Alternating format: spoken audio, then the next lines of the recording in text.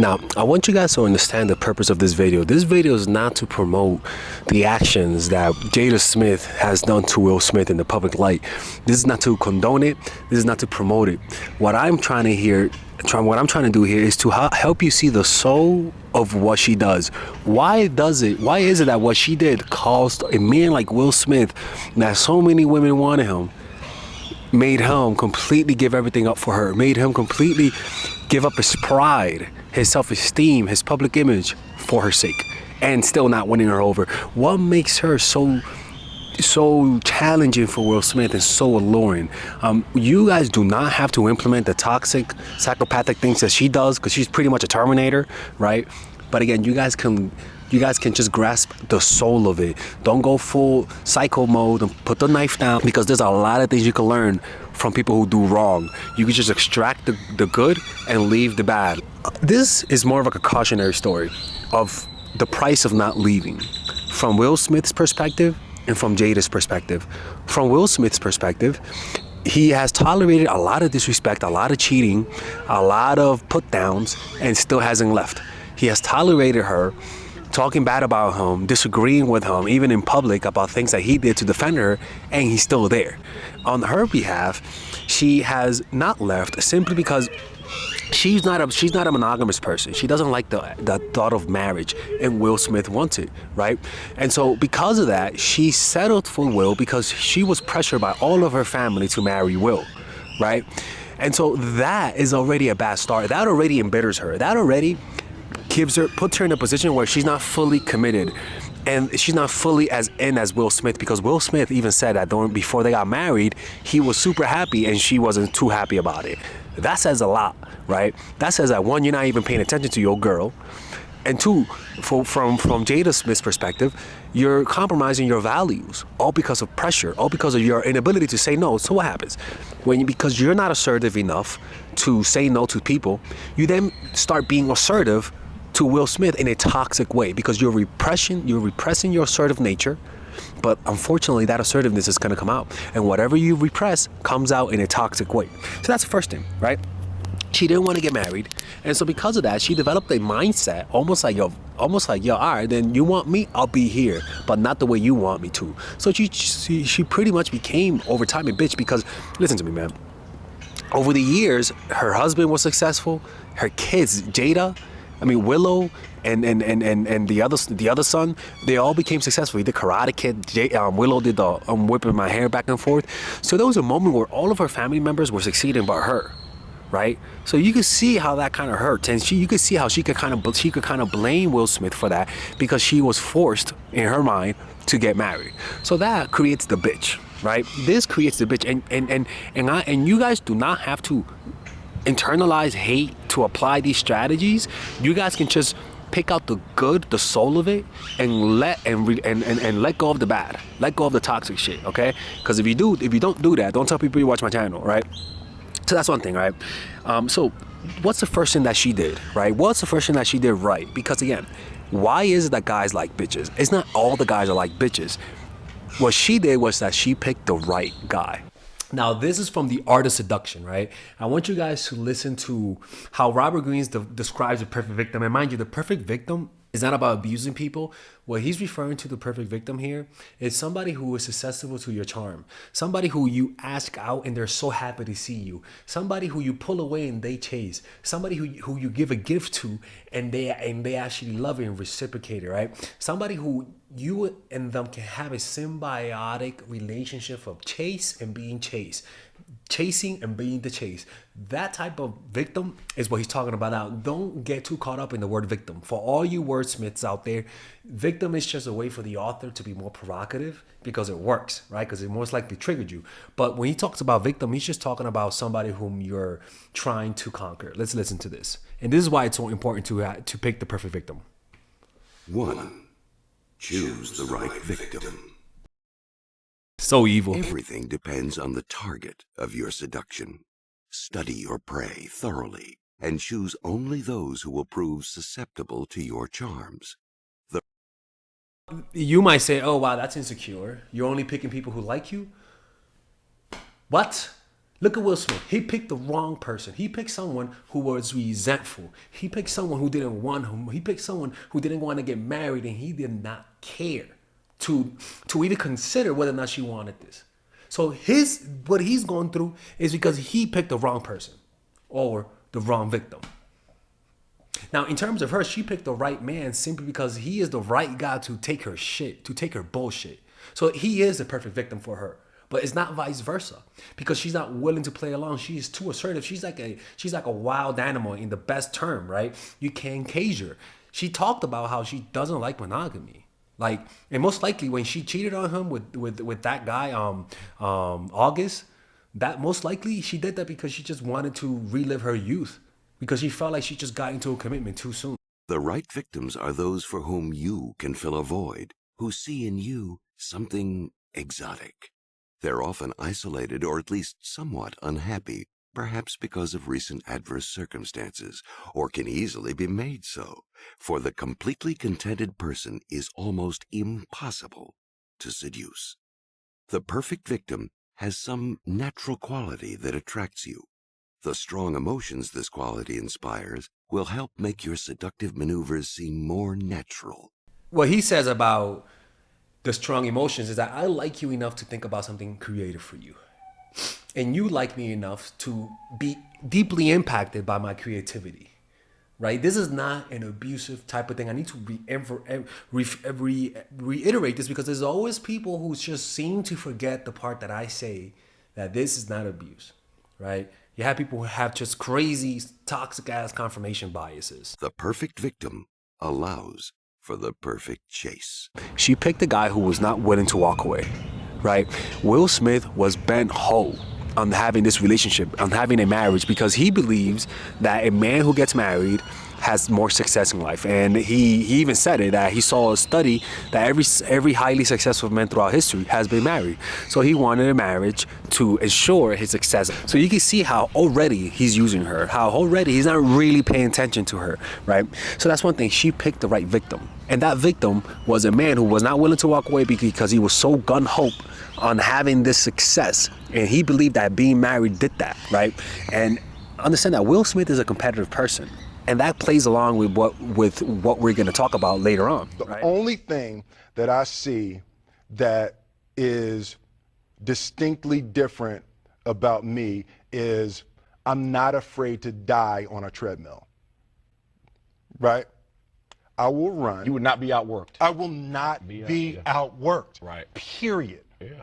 You know, you might have more talent than me. You might be smarter than me. You might be sexier than me. You might be all of those things. You got it on me in 9 categories. But if we get on the treadmill together, right? There's two things. So we're gonna go to a quick commercial break so that Father Alex can pay his bills. As you guys know, I sell courses such as the psychological game of attraction, which is for single women; natural chemistry, which is for women in relationships, and look at the reviews, right? Nice Girl, which is a course on how to be assertive; Emotional Mastery, which is my newest course about how to develop emotional resilience; and Charisma Blueprint, which is about how to project charisma in a natural, charismatic way. If you're born as hell, you could watch this course. And I am selling you could buy these courses individually for $99 each, right? Or you could buy them all at a bundle deal where you could get, I believe is a 20% off just purchasing the bundle. This is the basic bundle. And then if you want to purchase it with the bonuses, right, it's $664. That's what the bonuses are. And I can promise you, people, those bonuses are worth it. Like, I know if you just click on the description down below and get it, right? So click on the description down below if you want to purchase it. There's a 21-day money back guarantee if you purchase the bundle. So click on the description down below. I know you will not regret it, people. You're not going to regret it, okay? And if you want to, you could buy them individually. Like I said, they're $99 each individually, except the Emotional Mastery, which is a 6-week course that I give you guys instructions step by step on how to master your emotions, man. And if you want to see preview videos, you can actually click on the description down below on the course, like where it says shop course. Click on the course and then you'll get like 1 or 2 free videos from the course so that you guys can assess it, whether or not that's something that you want. But don't forget, there's a money bag guarantee. So then, okay. Anyways, I'll see you guys inside and let's continue with the video, right? Because after she identified that he was the right man for her, in terms of being able to be a bitch, being able to control him, and understand that really does matter. You gotta pick the right person, not to be a bitch, but the right person to find someone who actually likes you. And how do you know they're the right person? How they react to you.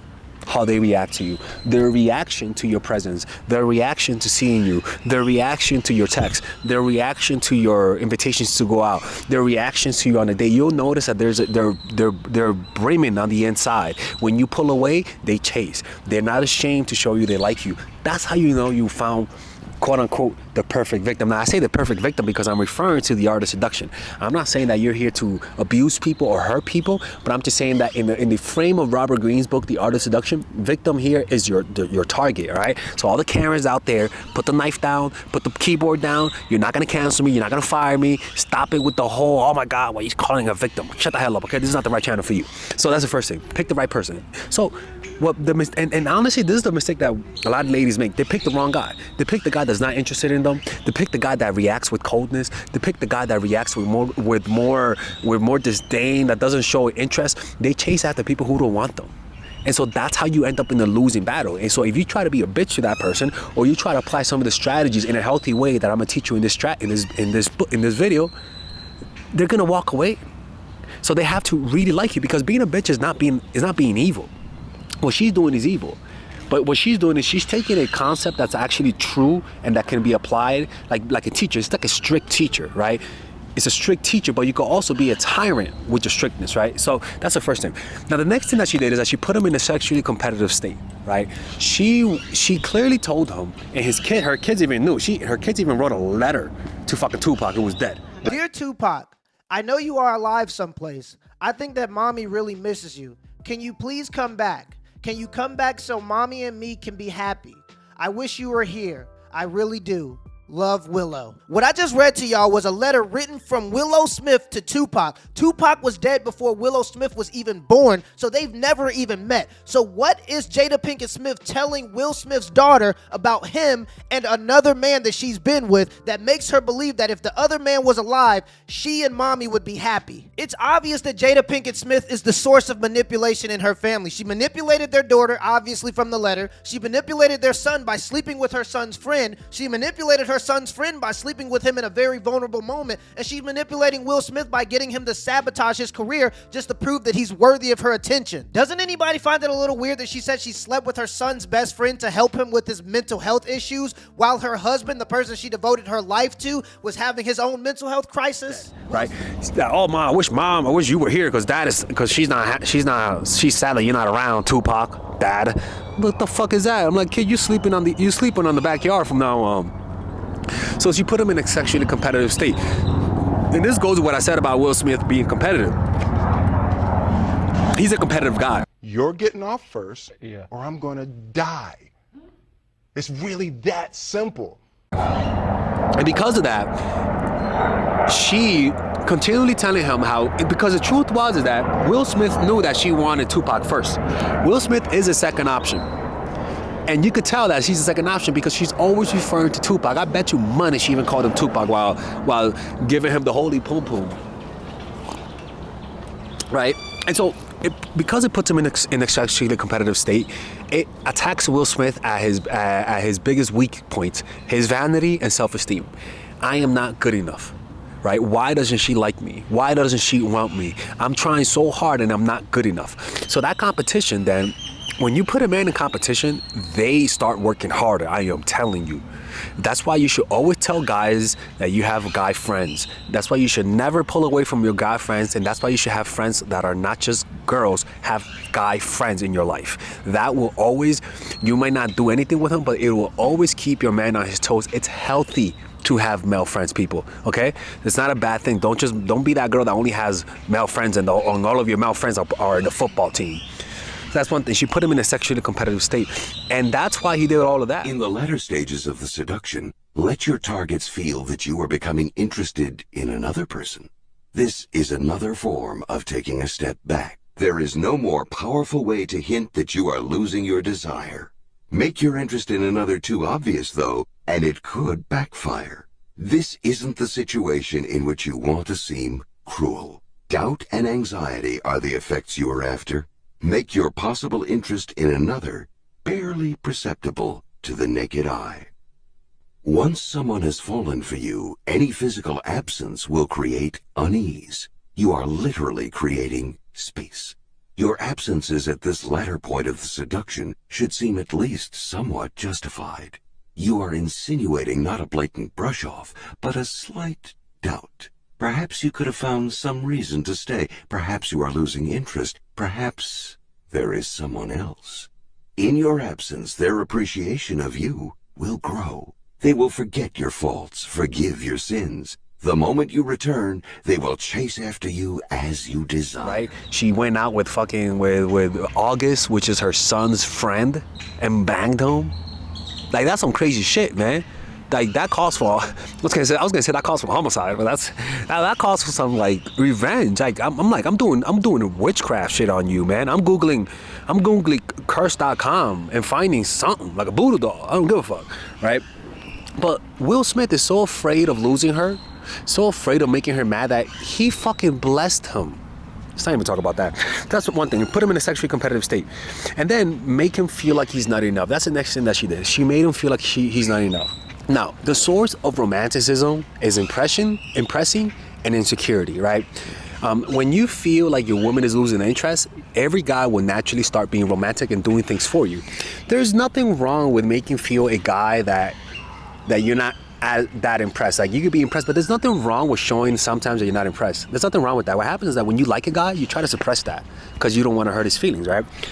The issue with her is that she takes this to another level, right? This is like Kaioken times 2. She's like, goes to her final form, like Frieza from Dragon Ball Z. Like, she just like takes it too far, to the point that Will Smith did a 40th birthday party for her, spent 3 days planning it out. And this chick, the next day, it was like a weekend event. She said, I don't like it, cancel it. She did not like the thoughtful action that he did for her. So you can see it's almost like a child who tries to win their parents over, but it's never enough. Hey, Mom, I got an A. It's not an A. It is an A, but it's not an A plus. Like, it's like, yo, bitch. It's like it's not enough. That's her feelings. Why? Because she resents him. She doesn't really want to be in this relationship. So nothing that he does is ever enough. And he feels that.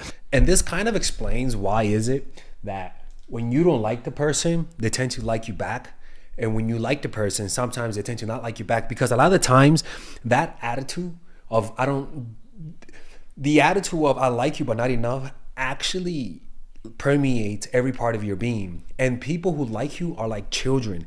They're very receptive to your energy if they're really paying attention, right? Especially if they're very anxious. So they can sense when you're slightly pulling away. They can sense when you're not really happy to be with them.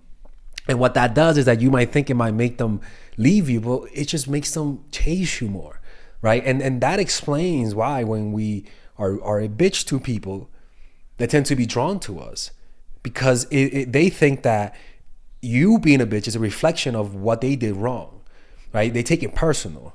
And that's why it's important not to take things personal, because if you take people being like disrespecting you, leaving you personally, you sort of create an image of yourself that really isn't true, right? A lot of times people are just being a bitch because they're not happy with their own lives.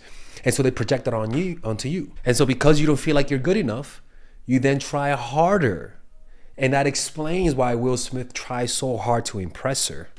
And it's because of that, it makes him work harder. He's a competitive person, people. He does not like to lose. I'm not afraid to die on a treadmill. So because of that, this to him is a challenge, right? Why? Because she was pretty smart. Not pretty smart, but she picked the right guy. She picked the guy who was competitive and doesn't take no for an answer, right? And that's a problem, because that means he has a strong ego. And that's the thing with guys like this, their number one weakness is their ego. If you hurt their ego, they will never forget you. If you hurt their ego, they'll come back to you until you validate them, because it feels like you took my self-esteem from me. I want it back. You got something that belongs to me, right? And continually she's hurting his ego. So what does he do? You would think he would just leave her. No. But it does. It's more of a challenge for him. Jesus Christ. This guy's it's like the Melissa version. So that actually, this is the next thing. Hurt his ego, right? Sleeping with his friend. Again, people, I am not telling you guys to be sleeping with your boy's friend, okay? I am not telling you that, all right? It's like me telling you there is dark blue and then there is blue. Dark blue is sleeping with your son's friend. Light blue is having male friends. We're not here to dig down the whole football team, okay? So I am not telling you guys to sleep with people. I'm telling you guys just don't hide the friends that you have. Be diverse with the friends. Put them in a sexually competitive state. Guys seeing other men, just seeing other men in your life makes them want you more. That's just how that works, man. It reminds them how attractive you really are. Your admirers can be friends or even suitors. Call it the harem effect. Pauline Bonaparte, sister of Napoleon, raised her value in men's eyes by always having a group of worshipful men around her at balls and parties. If she went for a walk, it was never with one man, always with 2 or 3. Perhaps these men were simply friends, or even just props and hangers-on. The sight of them was enough to suggest that she was prized and desired, a woman worth fighting over. We can endure feeling that another person has more talent or more money, but the sense that a rival is more desirable than we are, that is unbearable. In the early 18th century, the Duc de Richelieu, a great rake, managed to seduce a young woman who was rather religious, but whose husband, a dolt, was often away. He then proceeded to seduce her upstairs neighbor, a young widow. When the 2 women discovered that he was going from one to the other in the same night, they confronted him. A lesser man would have fled, but not the Duke. He understood the dynamic of vanity and desire. Neither woman wanted to feel that he preferred the other, and so he managed to arrange a little ménage à trois, knowing that now they would struggle between themselves to be the favorite. When people's vanity is at risk, you can make them do whatever you want. If there is a woman you're interested in, pay attention to her sister. That will stir a triangular desire. It's true. People forget how attractive people, like your partners, some of you guys might not believe me, but your partners sometimes do forget how attractive you are. And you got to remind them, bitch, you could lose me. You know what I'm saying? Like, you could definitely lose me if you do the wrong thing. And the crazy thing is that, and this is what I don't want you guys to do, but what she does that works, is that every mistake that she does is because of healing. And I was really able to do some really deep healing. Really deep. She cheated on him because she was trying to heal. She even said she cheated on him with August because she was trying to heal him. People, her poom poom has magical powers to heal. We could call it the second coming of the Messiah. Who knew that Jada had, what the fuck is going on? How do you heal a man with poom poom? What the fuck is... This reminds me of that girl that blocked me and said she blocked me because she needs to heal. I'm like, heal what? Fucking psychopathy? You must be out your goddamn mind, girl. Anyways, this is pretty much textbook narcissism right here. Using your mental health for an excuse why you do wrong things. Or baby, I hit you because I gotta heal. Baby, I cheated on you because I gotta heal. Like, people do that, and when you're in love with someone and they've abused you, you're gonna believe that shit, man. So that's the next thing. So one thing, bitches know how to identify guys who are not gonna talk back to them. Right, so that's one thing. The next thing is that they put guys in competition because a lot of these women have a lot of male friends. They make him feel like he's not enough, and as a result, it hurts his ego, which makes him chase even harder. It makes him forget that he's actually in a losing battle, right? Now, the next thing is that she then puts up challenges, right? She then puts him in a position where he has to defend her. Jada, I love you. G.I. Jane 2, can't wait to see it, all right? I'm out here. Richard.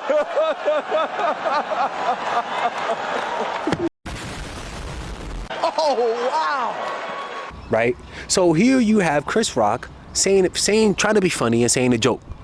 And he made a joke about her being bald, and his reaction was to slap the living Jesus out of Chris Rock, right? Slap him back to biblical times, right? And what did she say afterwards? Because he said, "Don't talk about my wife." What did she say in an interview? "We're not together. He's not my husband. We're broken up." So your husband tries to defend you, and the first thing you do is just say that your guys are not together. And then she says that she doesn't defend what he did. Let me tell you something, man. That woman going straight to hell. Like, what that does, it makes a guy feel, in his mind, he's like, what else can I do? And because he's so competitive, he doesn't want to let this go. So because he doesn't want to let it go, because he's so competitive, and also because he feels like he's in contrast. Don't touch my eyes like that. You're fucking hurting me. Sorry about that. I really did make you blind. And because he's in competition with Tupac, because like I promise you, every time he does something that she doesn't like and he feels like he's not enough, in his mind he says, if Tupac did it, she would have liked it. But she just loved him like he was the image of perfection, but she was with the Fresh Prince. You know, so I couldn't handle it. You know, I was the soft rapper from Philly, right, and he was Pac. I was deeply insecure, and just I wasn't man enough to handle that relationship. You know, we all know how it feels like to always be compared to someone. It always makes you feel less than, and that's one of her main strategies, right? And then on top of that, having the air that what you do is never good enough. How the midterm go? Yeah, I got an A in everything. Okay, we take average. Except a B in geography. What the hell you say? I swam all the way from China. You get B in geography. I raised the dog. Right? And this is what happens when you're not satisfied in a relationship. This is a natural mentality that develops when you're not happy in a relationship. You naturally start to complain about everything, right? And what that does is that it makes your partner work harder, but in a toxic way. He's really eating his own limbs, trying to win you over. He's eating his own self-esteem for your sake, and you're just throwing it back at him and saying, I don't want it. And again, you might think that makes them rationalize. It makes them even more irrational. It makes them feel even more turmoil on the inside and start doing even more irrational shit. Right? Heck, the slap wasn't good enough for her. So what's next? She's also unapologetic. You see, one of the things about powerful people and people who feel like they control you is that they're willing to show you negative emotions, and they're willing to fuck you over and be unapologetic about it. Why? Because they feel like they can get away with it. She continually disrespects him in public, even tries to play him for a fool, saying that when she got digged down to sleep by August, she called it entanglement. Bitch, you didn't get entangled. From there, you know, as time went on, I got into a different kind of entanglement with August. Like, what the hell? Like, what? No, you went to sleep, down to sleep, dreams and shit, dreaming about this. This wasn't no entanglement. She takes no responsibility, but also she's so unapologetic, and she does it with a smile. It was really a joy to just help heal somebody. Yeah. I think that no remorse. And what does Will Smith do? Like a little bitch, he submits. He says, he starts crying rather than leaving. Jesus Christ. If Will Smith would have left, the world would have exploded. So that's one thing. She's unapologetic. And her willingness to show, I've dated women who are willing to show negative emotions. At first it gets you. I dated this Russian girl that she was like that. I'm like, why is she so angry? I'm like, I don't want her to get angry. I remember for like 2 days, I was like that, but then I woke up, I'm like, this bitch is crazy. And then I told her, I was like, look, Slavana, this whole little attitude, if you're gonna be talking to me like this from now on, we're done. Don't ever come back again. And she was like, I'm sorry, I just, I just, like she was trying to test to see whether or not she could get away with it. Me, I'm a nice guy. I'm kind of like Will Smith, but I have my limits, right? Like I try to please people, and then I'm like, but then it just got too far where she was being disrespectful, and I'm like, you know what, get out, go back to Russia. So that's one thing. She's unapologetically a bitch, and she's completely okay with showing her disdain for you and showing negative emotions or showing dissatisfaction or showing how she's not happy with you because she continually says it.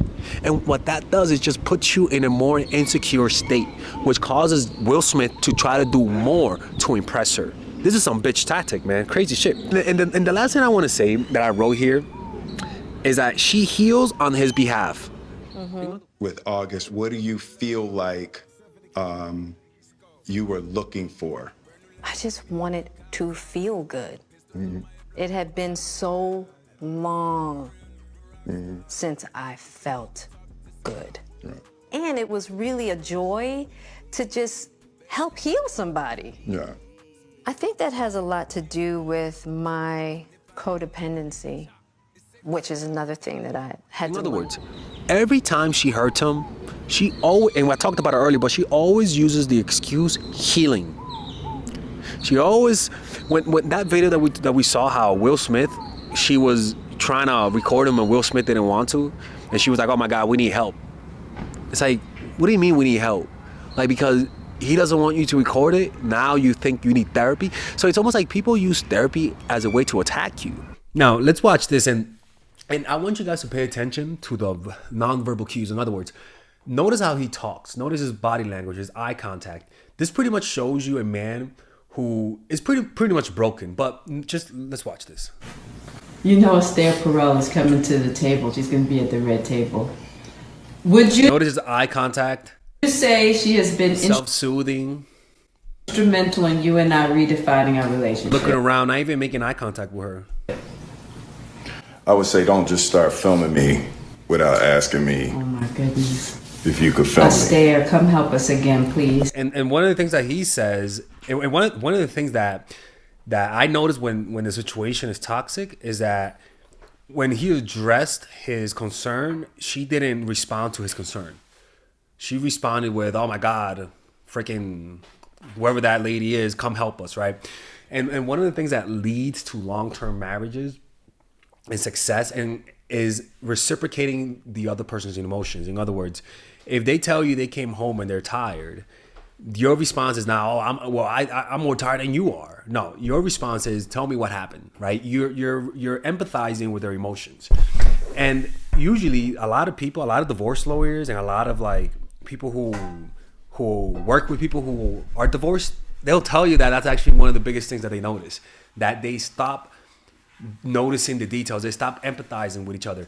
And one of the things that leads to lack of empathy is just burnout, right? You'll ask any psychologist, and psychologists will tell you that when they get burnt out, they stop feeling bad for the patient, right? They stop feeling those emotions for the patient, and they start being more annoyed than anything else.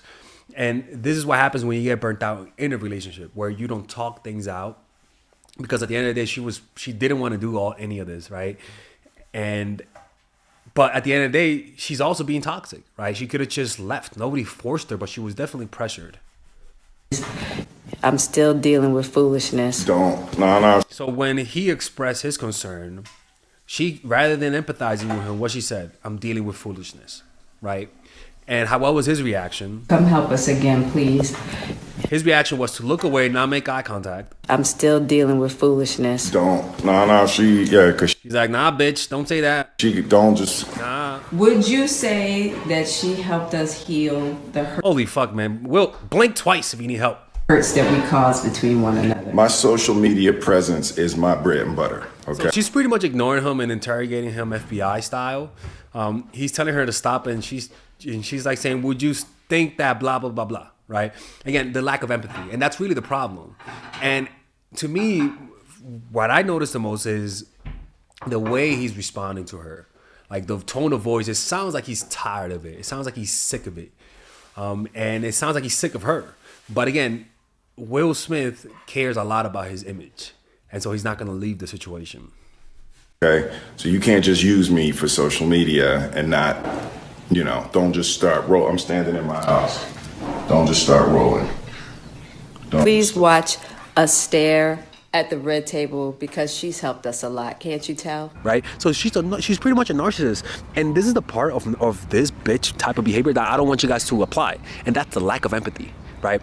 If you have empathy and you apply these strategies and you develop empathy, you're going to know the limits. You're going to know when you're going too far, and you're only going to use this for the good of you and that person, right? Because it's like, nobody ever tells MMA fighters or MMA teachers, why are you teaching people to murder? Nobody ever tells them that, because people understand that it's self-defense, but also it could be used to attack. But for some reason, when I make these types of videos, people think I'm teaching people how to manipulate people. Motherfucker, I'm teaching you how to fight, okay? If you choose to hold on to the chokehold a little bit longer and you kill the guy, that's not on me, right? I am teaching you guys a way to defend yourself, and also a way to sprinkle in some bitchiness that guys actually like. This is like the hot sauce of your food, man. Stop cooking like you're from fucking Poland without putting any salt in your food, right? Cook with some flavor, right? The flavor is the coldness. The flavor is the pulling away from time to time. The flavor is the tiny fear that maybe one day this will end, right? And your bitch attitude, a contained bitch attitude, with learning how to develop a resting bitch face that does matter, people. I'm not even lying to you. Like, a resting bitch face will help you a lot in your workplace. Learning how to be willing to express negative emotions, learning how to pull away, learning how to identify the guys that are good for you, learning how to identify the guys that actually want you will go so much further than anything else, okay? Anyways, I hope you guys enjoyed this video. If you guys ever want to work with me one-on-one, click on the description down below to work with me one-on-one, and I'll see you guys next time.